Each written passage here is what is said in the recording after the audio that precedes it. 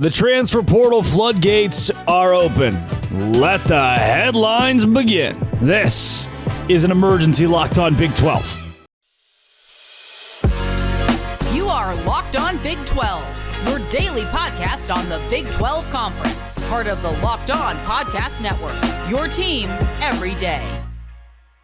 Happy Monday, everybody, or is it? I'm Drake Toll from ESPN Central Texas. Thank you for making Locked On Big 12 your first listen every single day. An emergency Locked On Big 12 episode because the transfer portal has not even opened yet.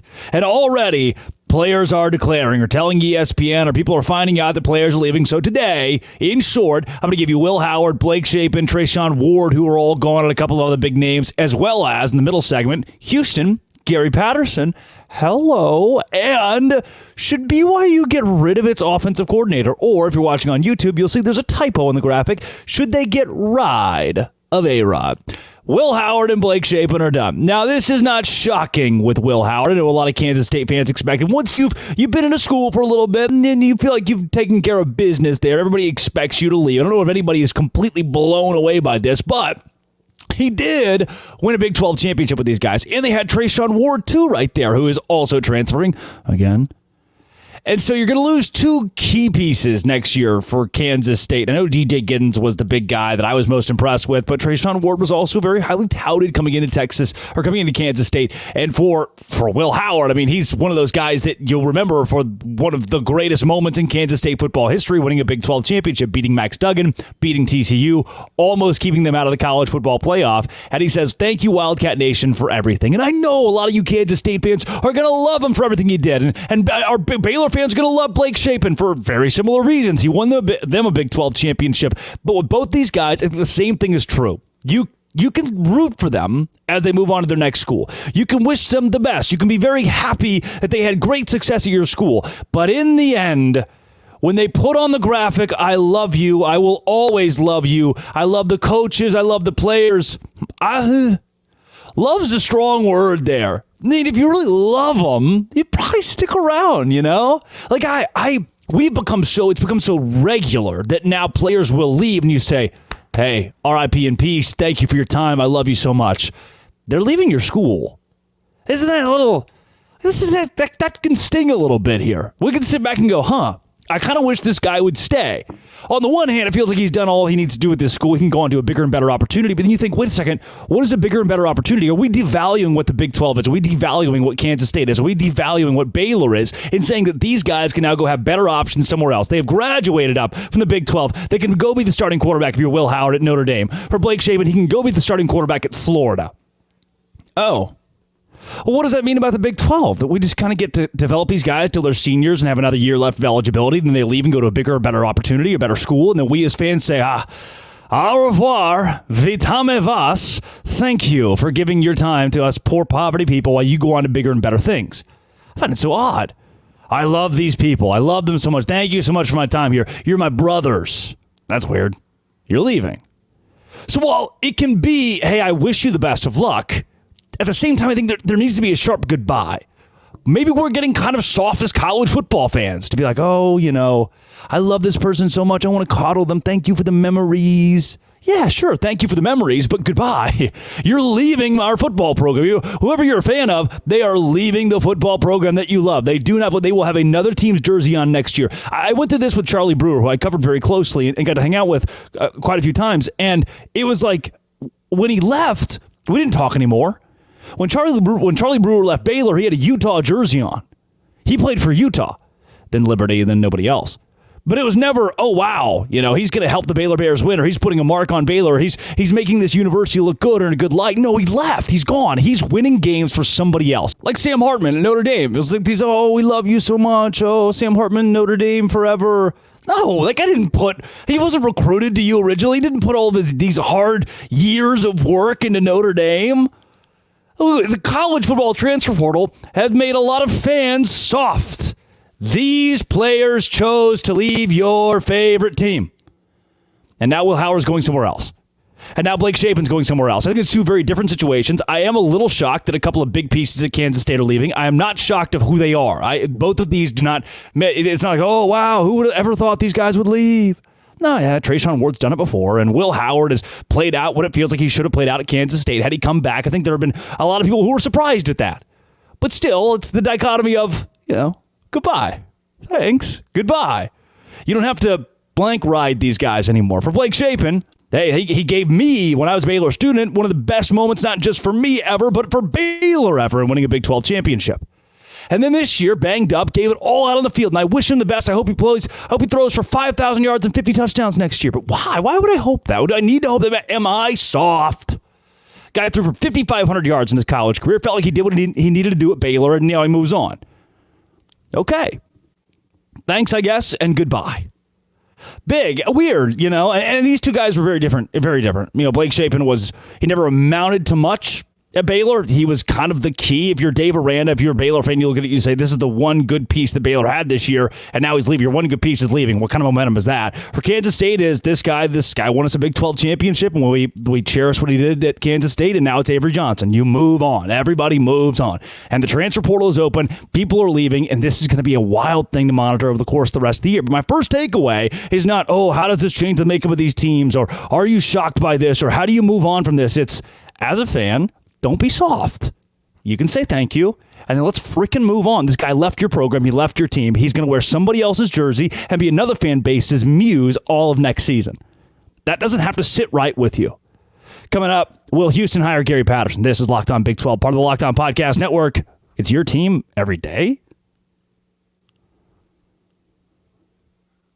Today's episode is brought to you by FanDuel. FanDuel is the place that I go to make money. It is it's like a second income, man. I just sit back, I place a couple of bets, go to shotquality.com, I find some basketball bets for the day. I say, oh, wow, Hampton is favored against UMBC, and then I bet on Hampton at FanDuel.com/locked on, the official sports betting partner of the NFL. You can go in right now. If you use FanDuel.com/locked on, you get $150 in bonus bets with any winning $5 money line bet. That's $150 in bonus bets if your team wins. You've been thinking about joining FanDuel. There's no better time to get in on the action than right now at FanDuel.com/locked on to kick off the NFL season.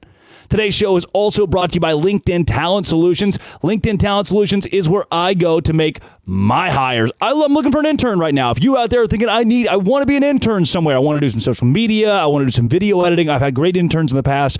I go to LinkedIn Talent Solutions, LinkedIn.com/locked on college to find my interns every time. They've yet to let me down. Purple hashtag hiring frame. I can build everything the way that I want to, add it to my profile. It shows that I'm hiring, and it's so easy. 86% of small businesses get a qualified candidate within 24 hours. LinkedIn knows what you want. They know you're wearing so many hats. Let them make the process easier. Post your job for free at LinkedIn.com/locked on college. LinkedIn.com/locked on college to post your job for free. Terms and conditions do apply.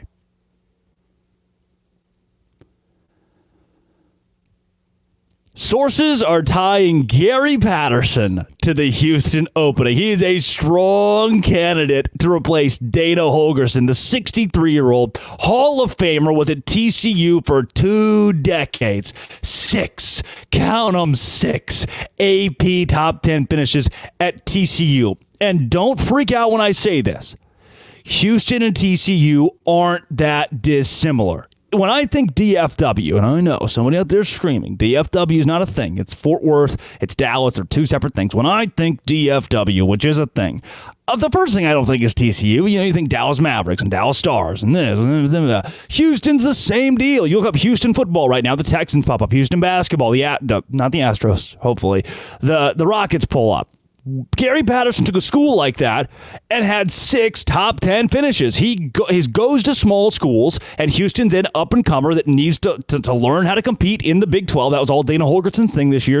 We're learning to compete at a Power 5 level. We're getting better. We're learning every week. Gary Patterson has been there, and he has done that. Gary Patterson said on the Matt Mosley show on ESPN Central Texas, he wants to return to the game of football. He has the resume. He has the pedigree. He has a statue at a damn university, which is enough for him to be a head coach again in this game. For him to be a head coach again in this conference. I do believe he'll be in this conference, and I think Houston is the right landing spot. I think there are other teams that are going to be upset that they didn't take a chance and hire Gary Patterson when they could have.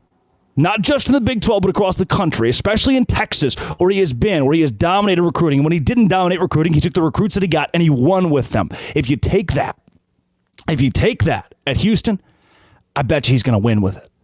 I'm confident now that Gary Patterson has said that he wants to return to the game, that he needs a job in the Power 5. He has enough. There were always, when Texas would come open, it was Gary Patterson's job. And then A&M would come open, and maybe this is the time Gary Patterson gets the job. And Arkansas would come open. Oh, Gary Patterson's going to get the job. He was tied to so many massive openings and just never got it. He led TCU to their best years in school history, finished in the top 5 of the AP poll multiple times. He built the team. He built the roster that went to the college football playoff. I know that somebody else had to drag them to the finish line, and I don't give Gary Patterson a credit for the national championship appearance, but he built those guys that were there. Patterson said on ESPN Central Texas, my station, I got a lot of ball games left in me. I'll be a lot better at it.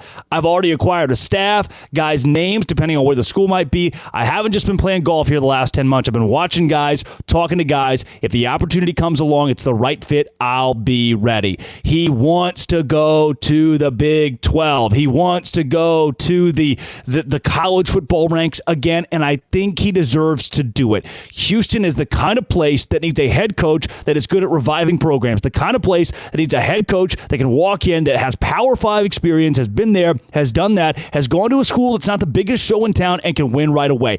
I believe if Gary Patterson's hired at Houston, it is a splash hire. It is a massive, monumental move for an athletic department that needs a boost on the football side. You've done it in the last decade plus. Houston has had, dating back to Art Briles, Houston has had success with head coaches. Every head coach that's walked through the door has had a winning percentage above 500. Even Dana Holgerson has that. But you've just established to me and everybody else, thankfully, that you will not settle. Houston will not settle. So with that, go get a guy who for 2 decades didn't settle for, TCU's a small private school, they can't win. TCU's not the biggest show in town, they can't win. When you go to a Houston, when Gary Patterson goes to Houston, he's going to win there. I think that is a match made in heaven. That, to me, Gary Patterson being the head coach of the Houston Cougars, Chris Pesman making that move, is one that's going to show other Big 12 teams, shoot. Gary Patterson, who won a lot of games in this league, is back. Try it. What do you have to lose? I mean, maybe Jeff Traylor would do it. Maybe Jeff Traylor would go there, but I think he'd win. But yeah, I think Traylor's looking for the high profile job. Traylor's looking for the SEC. If not now, soon. Houston, Gary Patterson, I'd love it. It would scare everybody. Go do it. Go do it. Show that Baylor should have fired Dave Aranda and hired Gary Patterson this offseason. Make them regret. Make schools regret not making that call. Coming up, should BYU get rid of its offensive coordinator? This is Locked On Big 12, part of the Locked On Podcast Network, your team every day. Today's show is brought to you by PrizePicks. PrizePicks, another place that I go to make money. PrizePicks is so easy. It's so I just go in and I tell PrizePicks, hey, I'd like to make some money. I'd like to bet on some props. And PrizePicks says, okay, let's do it. We do it together. PrizePicks, with the basketball season here, has specials that you can parlay with basketball and football. Like LeBron James, Travis Kelce, a 10.5 combo, 3-pointers made, and receptions.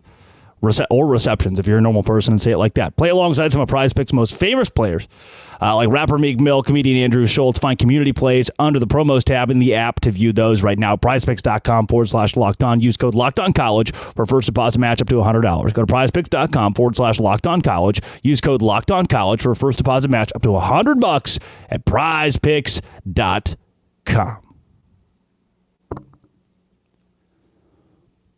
Should BYU move on from its offensive coordinator, say au revoir, and just start over after a season where the team averaged 23 points per game?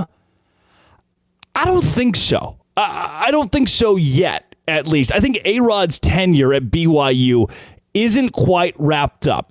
Aaron Roderick has been there long enough. The old Utah guy has been there long enough now with enough success. I mean, he was at the forefront of the offense when Jeff Grimes was coaching at BYU. He was calling the shots in almost every way by the end of Jeff Grimes' last season at BYU, and has shown in the past that he's a good offensive coordinator. Now, look, he did not adjust well enough this year. He did not adjust well enough to the Power 5, did not adjust well enough to getting beat down, game in and game out. There was no rebound for BYU, at least from a win standpoint. You could argue that BYU had more competitive games down the stretch, and they did, but you don't get bonus points for competitive games. You don't get like you tried hard and you got close. There are no brownie points, no moral victories for Big 12 teams at the end of the season, especially when you missed a bowl game and looked that bad down the stretch. Even when BYU was winning, it wasn't the offense. The run game was dismal. It was so bad. I saw it with my own two eyes. It was so bad that part of that offensive line, Daryl Funk, gone. Steve Clark, the tight end coach, gone. And there are some players who are not exactly excited with Steve Clark being gone. And it's odd to think the tight end coach might have been an issue, right? The tight end coach wasn't getting it done. Don't see a lot of that, right? But I'm going to give A-Rod another season. I'm probably a little more pessimistic on this one than some BYU fans. Having seen the way the offense progressed this year, look, UCF didn't have a lot of struggles. Gus Malzahn helped that offense click a majority of the season, no matter if it was John Rice Plumlee or Timmy McClain. You can't give me quarterback excuses if you're BYU. You can't give me that Keaton Slovis was not the USC Keaton Slovis. I think he was better than Pitt Keaton Slovis at a lot of times. You had to put the entire game on his shoulders because the run game was so bad. Whose fault is that? Aaron Roderick. And every team in the Big 12 dealt with quarterback issues. Guys going down and needing their backups to come in and play. Retzloff by the end of the season was a lot better, sure, but the offense just wasn't good enough at all this year for BYU. It was not standard in the Big 12. And I'm going to push back too on my case that Aaron Roderick should say his best seasons were playing Western Kentucky. Ooh. You know, like that was kind of the marquee in that year that BYU 2020, where BYU is right there with the best in the country, and Zach Wilson looks so solid. The level of competition that BYU is playing is just not on par with what you get in the Big 12. The saving grace that I give for A-Rod is the same saving grace that I'm giving a Scott Satterfield. And I don't know if it's fair, because Satterfield, it's his first season as a head coach at Cincinnati, leading that program into the Power 5. A-Rod has been at BYU. He's been at BYU. It's just the adjustment of moving a team from the Group of 5 level to the Power 5 level is tough, and that's where I give him grace. Houston didn't give Dana Holgorsen grace with that. They fired him, and he's the head coach, much less the OC. But you've already seen Kalani Sitake does a really good job of putting person over program. And when that's to the detriment of the team and starts hurting you and you're not winning games because of that, it's a problem. I don't think we're there yet with Aaron Roderick. But I am putting, in my mind, he is squarely on the hot seat next season. Next year is look, you fired a couple guys from your staff, from the offensive staff individually. Now you have to win. It can't be you fired some guys to change and make things better, and they didn't get any better. They stayed stagnant. They got a little bit worse, even a little bit better. At that point, you have to move on to somebody who can get it done at the Power 5 level for BYU. He didn't do that this year. I saw with my own two eyes, there were a lot of times where the defense wasn't necessarily the problem, where the offense would turn the ball over. They give the ball away to where opposing offenses start in plus territory. There were times where things stalled so often offensively, 3 and out, turnovers, where the defense we were just out there. The offense put the defense in a tough spot for BYU, and the defense that I saw from the Cougars was so solid in that Cincinnati game. I know that you dealt with injuries on both sides, but I pointed A-Rod as a guy that has to prove it next year, and if he doesn't, then he's done. Keep him. I think keep him. And that's a lot. I'm not usually the trusted guy. When I say, hire or fire in college football, I like to pull the trigger. If this guy's not working, get rid of him. The faster you get rid of him, the faster you can win, the faster you can reset. But with A-Rod, I'm going to hold. I'm going to net neutral hold. We'll see what happens. This has been an emergency episode of Locked On Big 12. Tomorrow, let's talk Texas. Talk Texas, I guess. This has been and always will be Locked On. Thanks for making it your first listen every single day. Dose Grande.